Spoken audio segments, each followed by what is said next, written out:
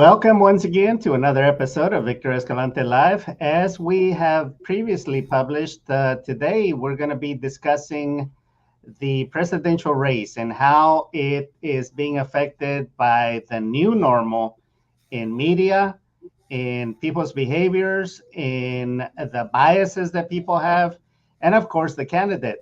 So Jose Monterrosa is if you're watching us for the first time, he's a PR and advertising executive with Imagina Communications, an aficionado, an aficionado of politics.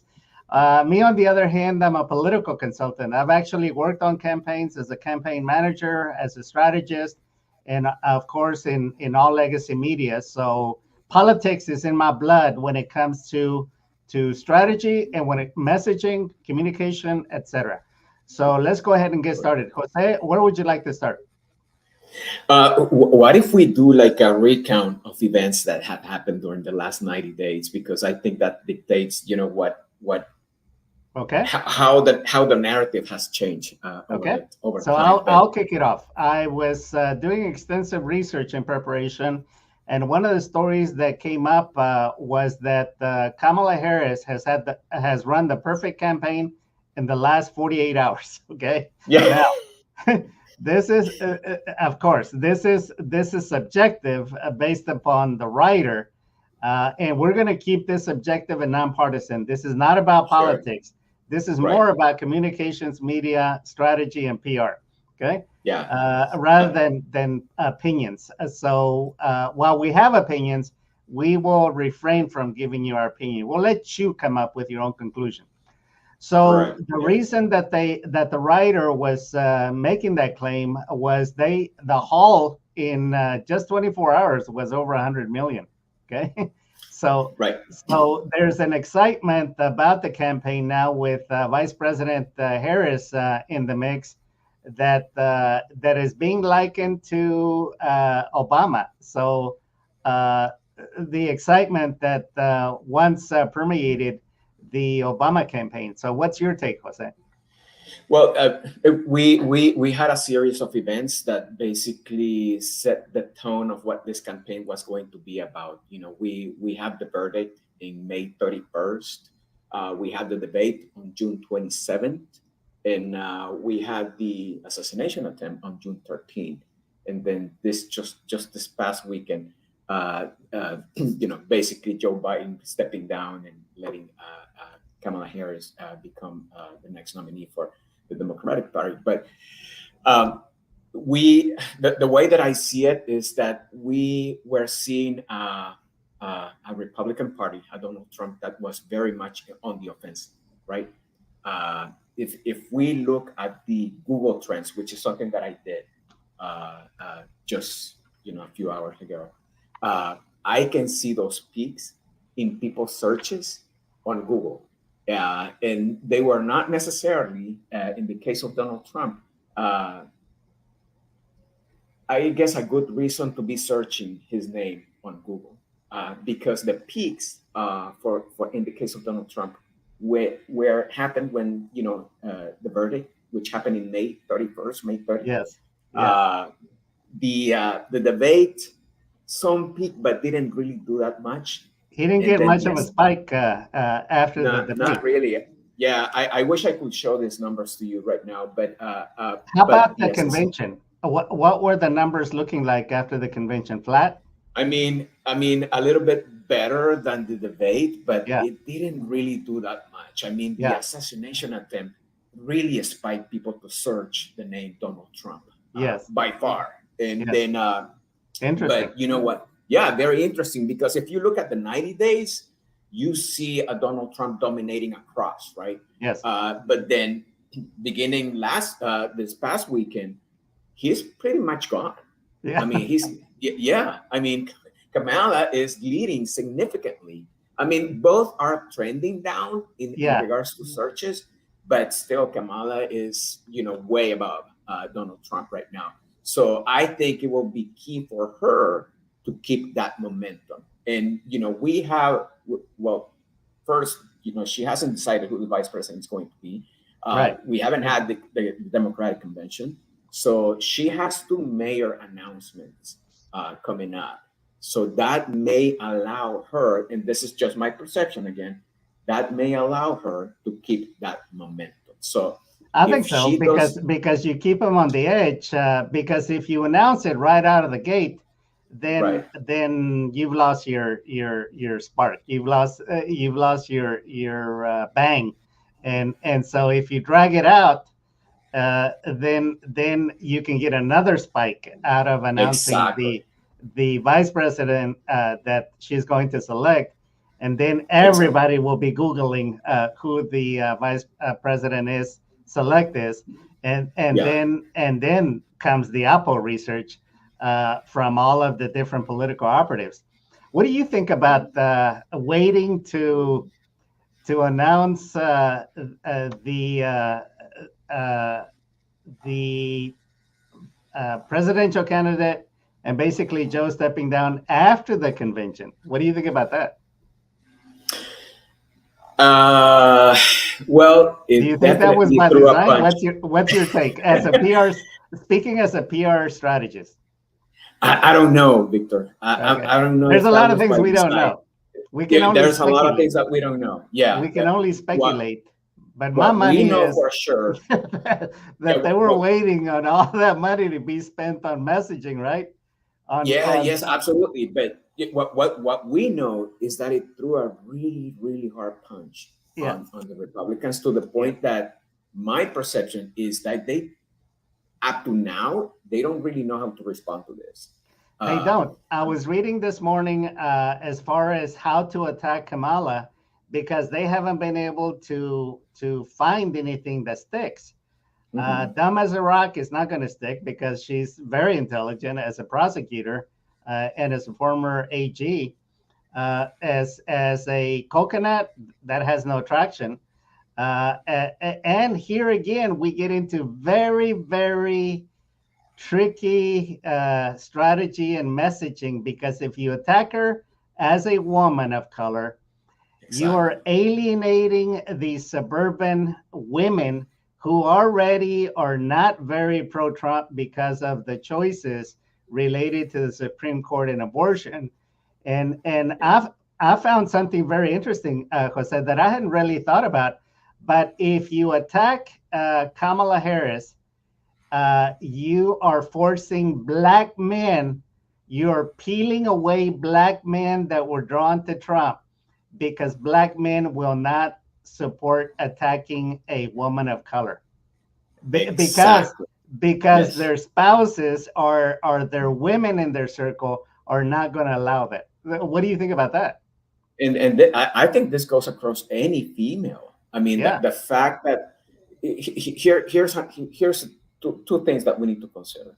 Attacking a female, right? Just like you presented it. That is a dangerous territory that you want to be in, right? Yes. Especially when you're running as a candidate.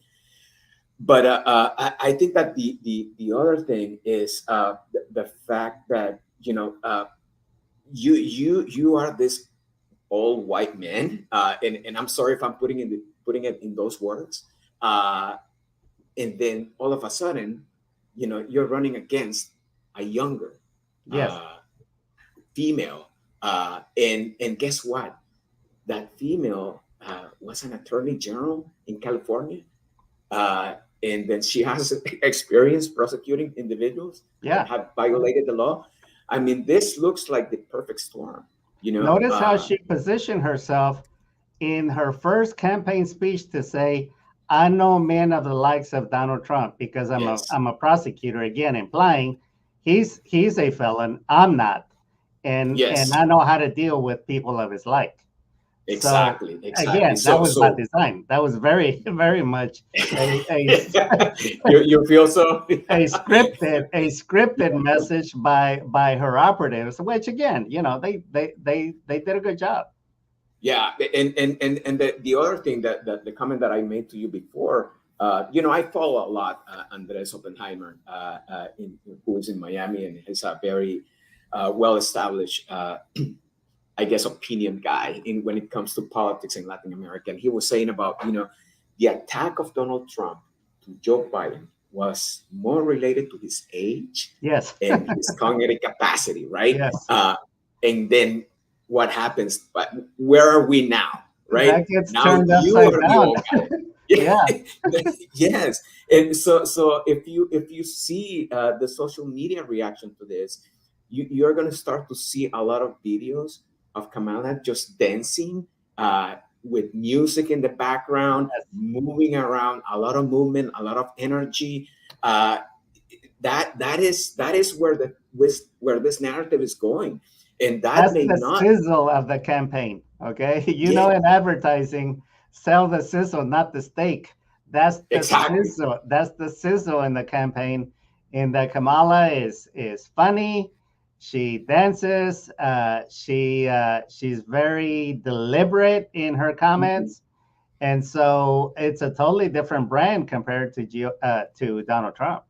Very much, and but here's the challenge for her and for Donald Trump. I think that influencers across the social media are going to start constructing their own narrative of what Yes. they think Kamala Yes. is. Yes. And the It- same thing applies to Donald yeah. Trump. Look at the And new normal, Jose, in that brands are no longer what they say they are, brands are Mhm. what the consumer says they are. Yes, yes. So if you have a guy, someone that is a strong follower of Kamala and Joe Biden, and then he's a very strong influencer, and then he starts generating content on Yes. social media, that Yes. almost becomes like the campaign, right? It's Which happening. is, It's happening yeah. already. This is put forth as Mhm. the first campaign of of sorts in different areas. One, I read that they're predicting that this will be the first campaign that TikTok is going to have such a strong influence, and that is true because Right. TikTok is saturated right now with videos. Another Yes. one is that this will be a presidential year where memes play a significant role because if you remember between Hillary and Donald, let's face it, the Russians played a big part in Right. creating fake news sites and all kinds of crazy memes. I looked at many of them, and I mean you couldn't avoid them because Facebook was pushing them on you.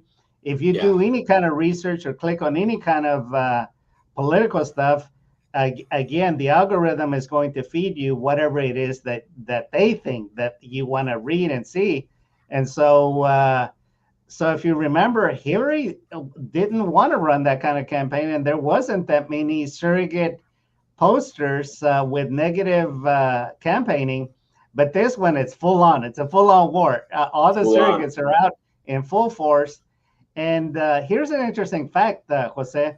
When you add the millennials and the Gen Zs, the number is greater than baby boomers, which again have decided most elections in past decades. So Uh-huh. now imagine an army of Gen Zs and millennials that are now influencers with the tools to create their own content to attack, excuse me, the GOP. And so the challenge that I see with that is, how do you control that? I Yeah, mean, because because they can go off the rails. They can go off the yeah, rails, it can go easily, and it easily. can have a negative connotation to the campaign if you don't have some kind of safety guards. Exactly. And again, how are you going to do that? Are you going to And have thousands of people monitoring influencers and suggesting what to do and what not to do? That's not feasible. you know, I don't. It's very complicated. I mean, the technology allows you to Yeah, monitor, but to control it, yeah. I, Let's go there. I just don't see how, Let's right? go there. And this, well, 2020, and this. 20. Go ahead. No, I Finish your was going to thought. say that this applies to both candidates, because Yes. I have seen some content being shared on social media, but Mhm. I'm not really sure if, like, for example, Donald Trump is aligned with something like that. But it almost becomes like the official Yes. message from Donald Trump, if this guy's generating this content, Yeah. and then another guy picks up, and then another guy picks up, and then all suddenly that becomes the narrative, right? It becomes an echo chamber, yeah. And Yeah. and think about it like this, Jose, is like we already know the brand of Donald Trump. Okay. We don't Yeah. know the brand of Kamala because her campaign for president was very short-lived. She didn't even make it to the Iowa caucus. Okay. She dropped out Okay. before Iowa. And so we don't know the brand of that particular campaign. And even if we did, it wouldn't be the same for 2024. Yes. I did a 2020, set. 2020 and 2016, Jose, we didn't have AI that was being used as a weapon. Absolutely not. Yeah. but here's what I did. I did like a brief, very shallow sentiment analysis of both Okay. Donald Trump and Kamala. And I'm just going to read some sections of Go this for it. because it's a long one. The general sentiment towards Donald Trump across the United States is mixed, reflecting deep polarization. We know that, right? Yeah. Absolutely. The guy is extremely controversial. Yes. His approval ratings remain low, and his recent felony conviction has added a layer of complexity to his candidacy. He is perceived as a strong leader, while critics cite concerns over his legal issues and divisive rhetoric. So that is Trump. Kamala, mixed feelings about her, but obviously less polarized than Yes. Donald Trump. She's strong with those individuals that identify themselves as progressive. She's like a solid candidate for them. But when it comes to independent voters, that is where the challenge is. And I think that, the more left you lean with your campaign, I guess the less likely you're going to have those independent voters follow you and vote for you, unless you build a very solid case against Donald Trump. Yeah. Which is probably not difficult to do. Yeah, this is not a Bernie Sanders brand of campaigning, hard left for Kamala, Yes. because you will alienate the left center bloc that is the independents, and so she's got to play her cards very carefully so that she still comes off as strong and compassionate, but again doesn't alienate Wall Street also, because you need the support of industry, you need the support, you need the financial support of donors, big donors, right, to make it to the end of the campaign. Because I was reading that this is the first campaign that it takes $2 billion to enter into the race. Jose, imagine that. Wow, that's a lot of money for sure. That's a lot of money. Definitely, but I think that if you, just like you said, I mean, she's gonna have to be really careful, because the hype right now, I think, is the idea that a lot of people feel that, okay, we finally have someone that can actually go against Donald Trump. So I can understand, or I can think that the hype that we are seeing on Google searches right now is related to that. But as you move on, yes, you have two major announcements coming up. But if you continue on a path of leaning too left, then that is, you're becoming a target, definitely, for Donald Trump. Yeah. And you're going to be an easy target, I think. So again, she has to be very careful, and not only her, the team that is behind her. And I'm pretty sure those guys are very savvy and very well experienced on doing this. But that if I was to follow Kamala, I will definitely be concerned about her leaning way too much to the left, to the point that she loses that momentum that she has right now. So that's something to keep an eye on, I think. Let's bring it home, Jose. Latinos in Texas, okay? I've referenced a study that I did for a think tank of how Trump made inroads and the GOP made deep inroads in the Valley with Latinos, turning a 100-year tradition of voting Democrat into heavy-leaning GOP. Yeah. we mentioned that that's not really duplicatable throughout the entire state because the valley, the Rio Grande Valley, is almost like a separate little nation between the two cultures of Mexico and America, and how they think of themselves as white. They don't think of themselves as the Mexican American Californians. They think of themselves as white. They think of the border crossing them. They didn't cross the border. The border crossed them. And so they have a very strong independent leaning for guns, oil, family, and life and church. Okay. Now, in Harris County, Biden actually won the vote, the major vote in Harris County. How do you see this playing out in this particular campaign? You're saying that I'm sorry, say that again. Between Harris and Trump, how do you think Harris County will vote? Oh, they're going to go for Kamala for sure. Harris County is primarily Democratic. Okay. Yeah, I mean, Democratic. And all the major cities in Texas. To be frank, I mean, I don't think that's going to be a real battleground for someone like Kamala. That the thing is that if you go outside Harris County, right, and the same phenomena happens in all the major cities. Once you start going out in the suburbs, things change. So that's where the problem can be for someone like her.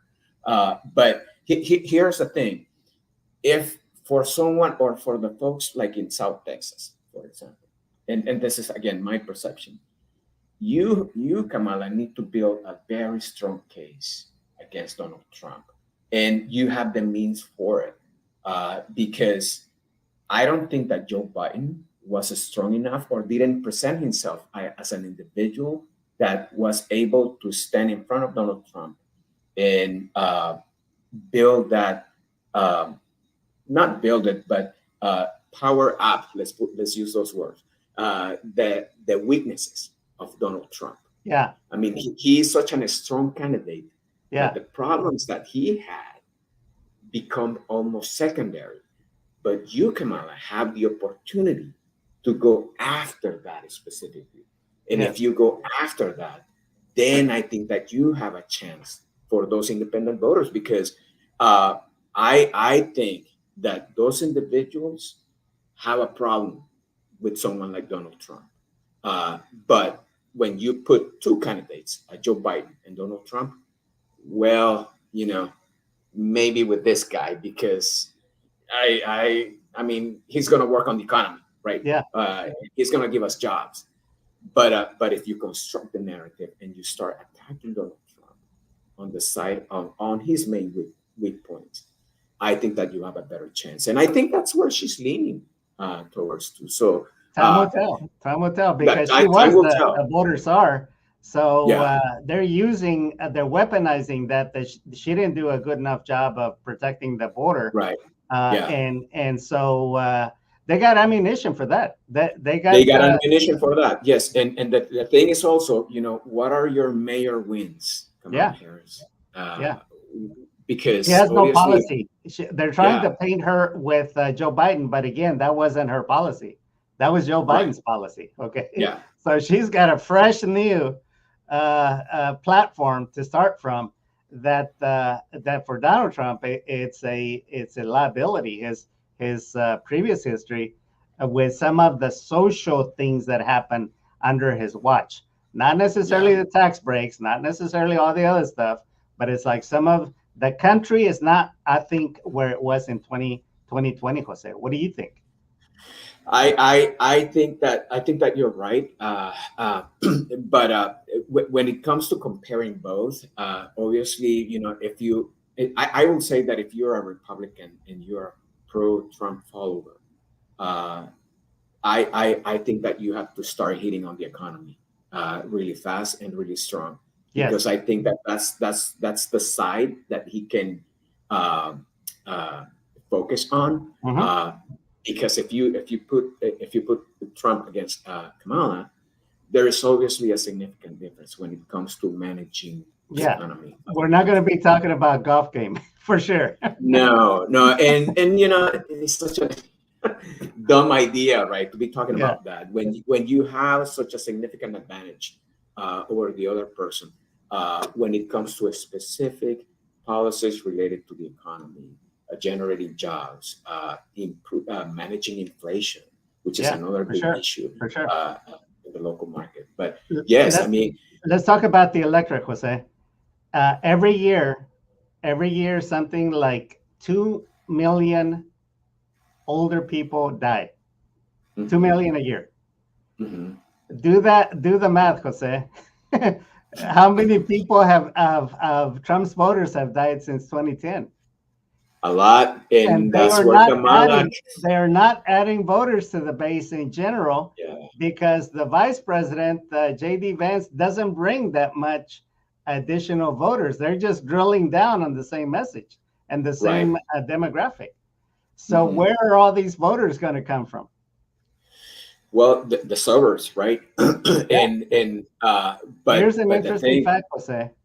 In 16 battle states, 14 of those states, people with higher education have, there's 4 additional million people in 14 of the 16 battleground states that are more educated than the uneducated white class that Trump was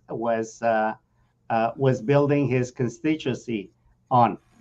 That is a concern for Trump. I think. That is a big concern because again, these are people who are taught in critical thinking. They can do research.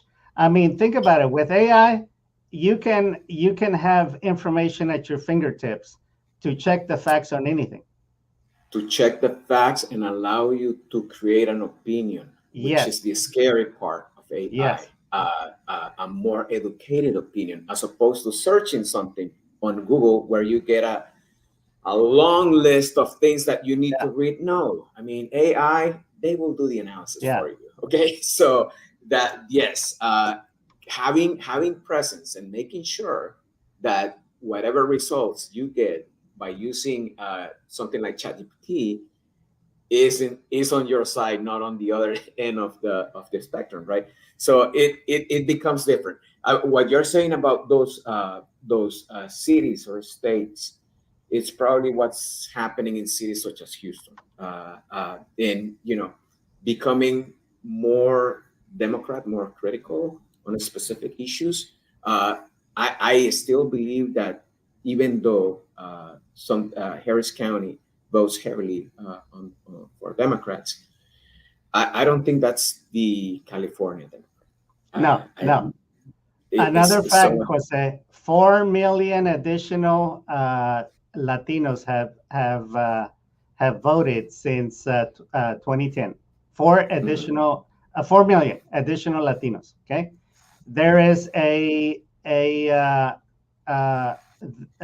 there is 36 million Latinos that are registered to vote. In the past, there was only we really don't know the exact figure, but there was only about 18 to 25% that voted in the previous election, and most of those votes went for Biden. So we are in interesting times to see what's going to happen with the Latino vote. And in the past, the criticism that the young Democrats had was they come knocking only when they want our vote. They don't talk to us. They don't visit with us. They don't build coalitions. They don't make campaign promises to us. So why should we vote for them? Whereas the GOP in the Valley, at least, were very strong, boots on the ground, knocking on doors, developing relationships and making campaign promises. That's why they did so well. Yeah, and obviously we don't see anything of that here. We don't see that doesn't exist here. No. Democrats here rule the communities in Houston. So it will be interesting to see and witness that in South Texas, because I have never seen it here. But look, I think that we have a lot to see in the coming days in regards to this race. Obviously, the numbers, the fundraising that Kamala is, the goals that she has been able to achieve so far, and the what's going to happen to that maybe by the end of this week, because things are moving really fast at this point. Very fast, yeah. Yes, and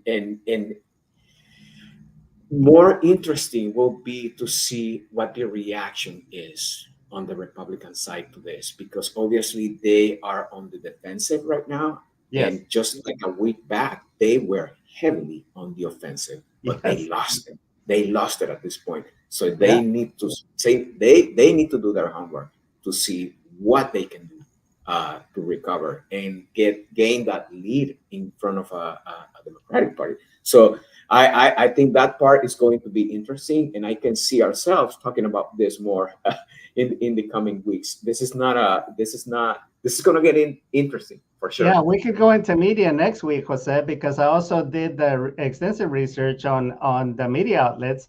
And again, Fox News, while it still caters to the GOP, it is not the same Fox News that used to be in 2010 and 2020. And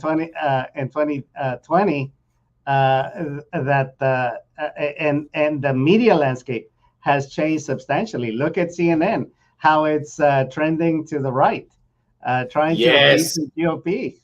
Yes, absolutely. Very different from what happened during the Obama years. Yeah, right? 2016 and 2020. Yeah. So it's definitely changing. So maybe that is something that we need to talk more about. We'll leave it there. And next week, be sure and tune in, where we will discuss in more detail the media landscape and how you get your message out. We'll also look at, we'll have a week history to look at what's been done. What is the campaign doing in media, and what are the strategies that they're using so that we can dissect them. Interesting. Let's get some coffee and let's chat. There we go. Or wine. Okay. Well, that's going to do it for us, friends. Until next week, go out and have a great week. Thank you very much.